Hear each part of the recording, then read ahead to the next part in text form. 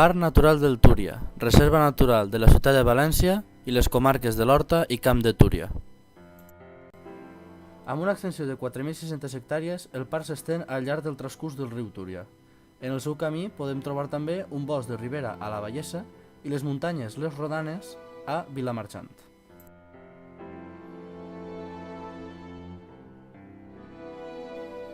Viatjarem al centre interpretatiu de Vilamarxant, on descobrim un lloc màgic cap a l'interior de València.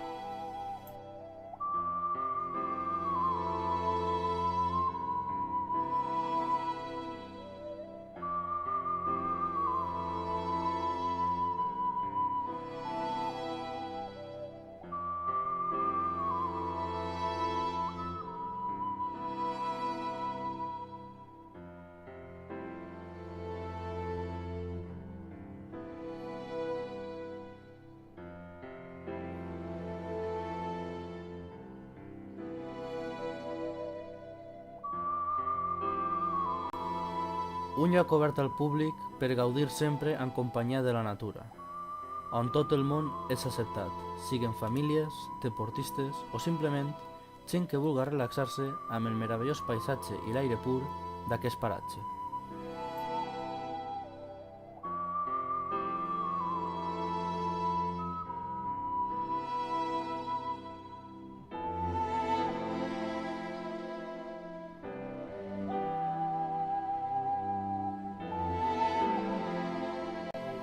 Disposa de rutes habilitades per a totes aquestes persones, les quals van acompanyades sempre del pas del riu.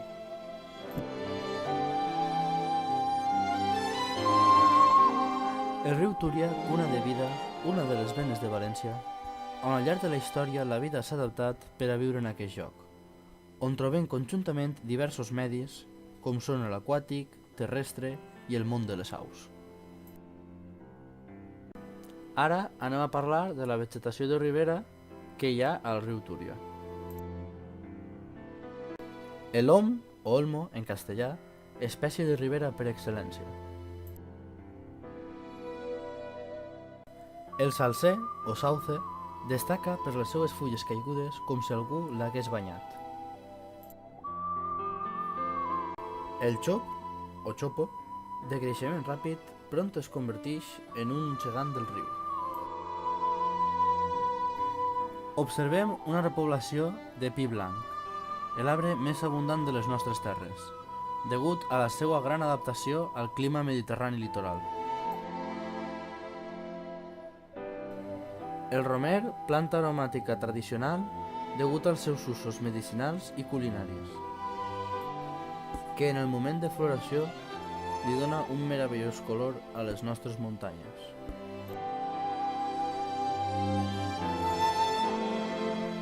El margalló, l'única palmera d'origen europeu. Carrasca, en estat arbustiu quan és jove i que es converteix en arbre quan creix. Albaida sedosa, espècie endèmica de la nostra península, amb precioses flors blanques i violetes. El raver de gat també és una espècie endèmica, utilitzada en l'elaboració de medicines per a diverses malalties i ferides. La culebra d'escalera, una de les tants rèptils que podem trobar a la nostra península. El fardatxo, el rèptil més gran de la nostra península, sense comptar a la culebra bastarda. L'àguila culebrera, molt lligada a aquest paratge que li proporciona protecció i aliment en abundància. L'àguila perdicera, un més del Senyor dels Cels. Encara que les àguiles governen el cel per el dia, a la nit el mussol reial es converteix en senyor del bosc. La geneta, un depredador de la nit, molt semblant al gat, graciós i juganer, però al fi i al cap no deixa de ser un caçador. El gat salvatge, escorridís i agressiu i que tracta sempre d'evitar el contacte amb humans. És un gran caçador de roedors i ocells.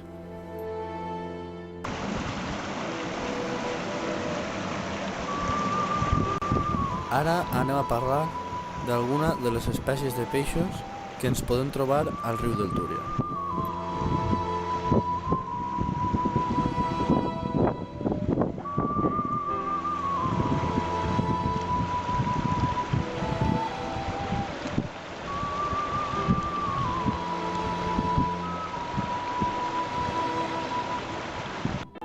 El lloper de riu, un peix menut que s'alimenta en el fons filtrant l'aigua. El gobió zanoll, altre peix menut del nostre riu que necessita d'un fons clar i amb una lleu corrent per a reproduir-se. L'anguila, un peix serpentiforme de color fosc que viatja milers de quilòmetres per a criar.